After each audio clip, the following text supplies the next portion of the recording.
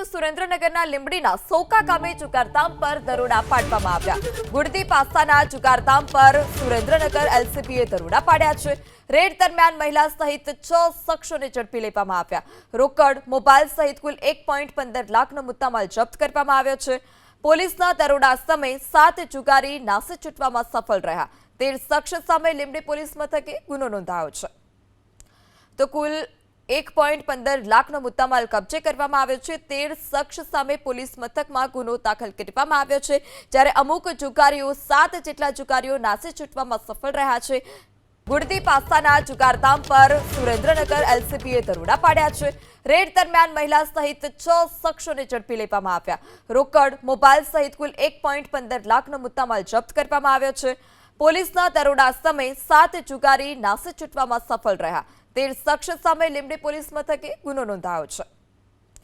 તો કુલ 1.15 લાખનો મુદ્દામાલ કબજે કરવામાં આવ્યો છે। 13 શખ્સ સામે પોલીસ મથકમાં ગુનો દાખલ કરવામાં આવ્યો છે, જ્યારે અમુક જુગારીઓ 7 જેટલા જુગારીઓ નાસી છૂટવામાં સફળ રહ્યા છે।